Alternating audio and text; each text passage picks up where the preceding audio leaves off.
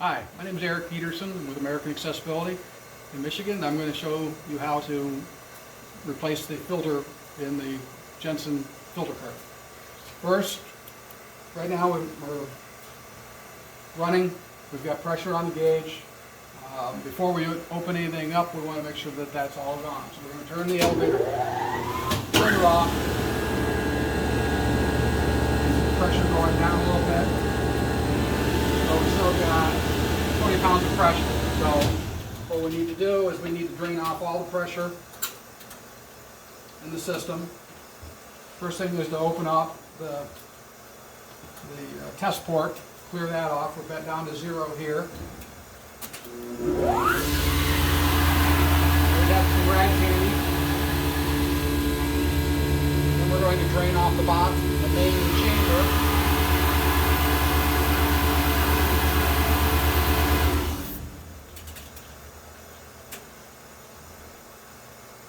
This is your bleeder valve on top. We're going to crack that open. That will allow the oil to drain out when we open here. This little unit here, the handle is your wrench. You open it up. That's going to drain all the oil out of the main chamber. By opening that up, you can see that we're going to drain off quite a bit of oil. It takes a minute or so. What we don't want to do is open this up when there's oil in the chamber, because if there's any pressure at all, as soon as you release this nut, that oil is going to want to come out of here. So you want to make sure that you've drained off all the excess oil out of it. You can leave that open. Next thing you do,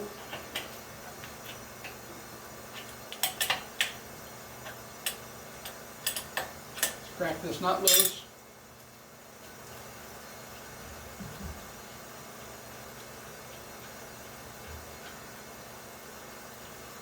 I'm going to take the lid off.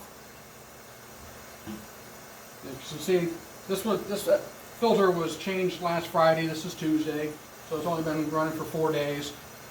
The one that I pulled out last Friday, is, as you can see, all the oil has drained off, but all the dirt has stayed. You'll see in the center here, it's still white because the oil gets forced from the outside in to the center and then out. And so that white ring there, sometimes you'll see it dark, sometimes you won't. Most of the time it's white when you pull it out. If you have water in the oil like we did here, then your filter is going to look like this. It's going to pull apart because this is full of water. The water will not come out of this. So what we've got here now is this 1 3/8 nut here. I take it off by pair of channel locks. Just open it up. I can tell that I've already been running this for a while because that nut was tight when we installed it last time. You want to take the O-ring off to protect it if it gets in your way. Normally you wouldn't be able to just hand uncrank this with a brand new filter because of the pressure. As you'll see the spring in the center. This is the longest part of the job, is because it's a fine thread, it takes forever to run it up.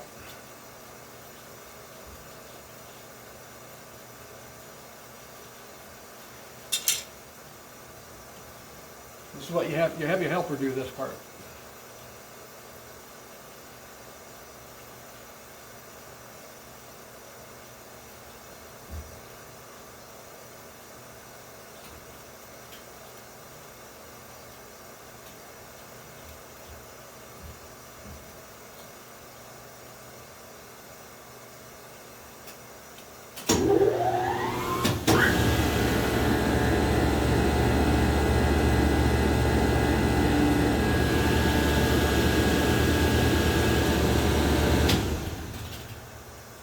Taking the unit apart is easy. Getting it back together correctly is the most important part of this. As you can see,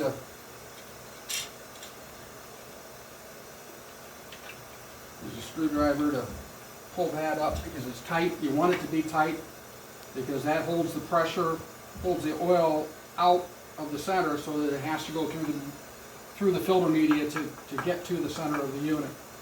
When you get to this point, then you always want to have a bucket handy. You can lift it up. I'm not going to throw this one away because I'm not finished yet, but I'm just using this to show you. You let it drain off, and then you take it over, you put it in the bucket. You let it sit there. Then you open up a new box, and then take the filter out, put the new filter in. So we'll act like we just did that. Take that, put that back in, center it up a little bit, put that back down, put your spring in, and then you're going to press down and spin at the same time until you get it threading.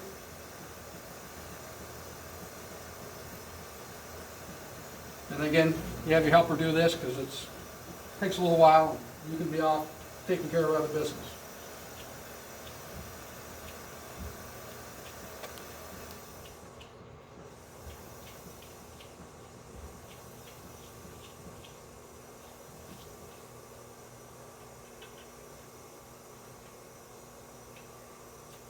I'm going to turn that to a 90 degree, that shuts it off. Some of them will spin around in circles and some of them will turn to a 90 degree point and stop, depending on which unit you have.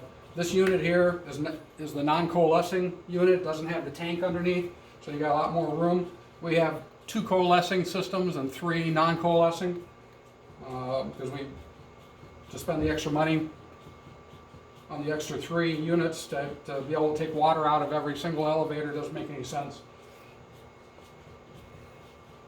As we get it closer and closer, it gets harder to turn.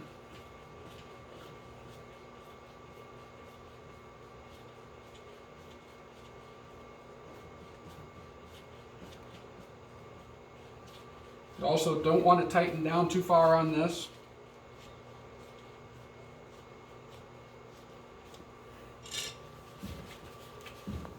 Because you can end up cracking this plastic and then you lose your seal and then you need to buy a new one. But we can run this down. Just want to run it down far enough so when you put the lid on it,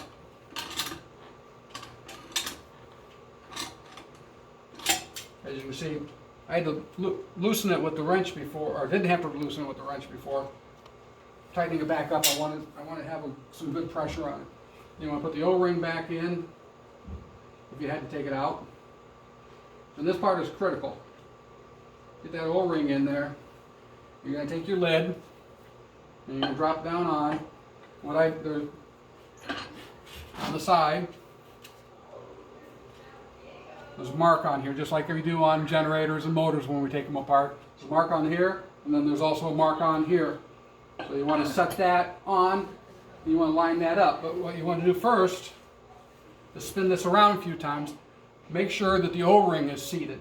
If you've got that O-ring pinched, you're going to end up with a leak, and you're going to have oil all over the place. And believe me, I've done it several times, and it's a pain in the butt cleaning it up. Now, the other thing is you got this washer here. This one's nice and seated in, but every once in a while this washer will pop loose, and it will get cocked up. You want to have it straight on, because when you tighten this nut down, you're going to crush down on that washer, and that creates a seal on the shaft. Again, requires 50 pounds of pressure on the tightness. Not too much.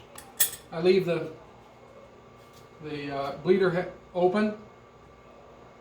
What we'll do is, with the new filter, it takes a lot longer, but this will build up air inside first. So we turn it on. It's going to start pumping oil again. That oil is going to go up against the filter, and it's going to stop until it breaks through the filter and pushes the air out the other end. So what you do is let it run for a minute or two, let the other elevator stop.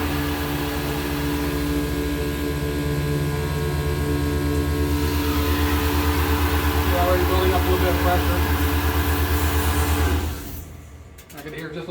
coming out. Listening for that air to build up gives you an indication that all your seals are tight, because you can't build up that air pressure if we've got an opening here. So this is tight. There's some more air. But just let it do that a couple times so that you know that, now we know that the system is sealed properly. Tighten that back down. Put this back on.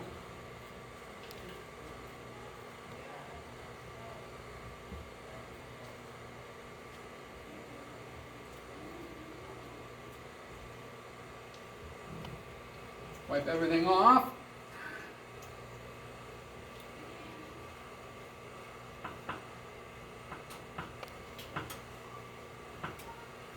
Now you see the pressure building up here.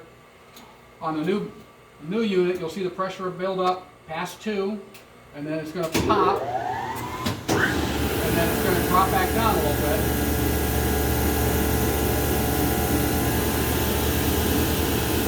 We've got oil flowing through the system now because we're up. On a new filter, you'll see it go down, and then it'll slowly rise back up to about 2.8, and you're back up and running. You want to make sure, always want to make sure that you have it back up to pressure before you walk away, because if you leave this a little bit open, or you leave this a little bit open, or you've got a leak anywhere, you're going to come back a week later and all of the oil from the tank is going to be all over the floor. You don't want that to happen. And that's pretty simple. Pay attention to your mark, pay attention to your seal, pay attention to making sure you put the nut just down far enough where you get that air seal, O-ring in place, everything tight, you're good to go. Thank you.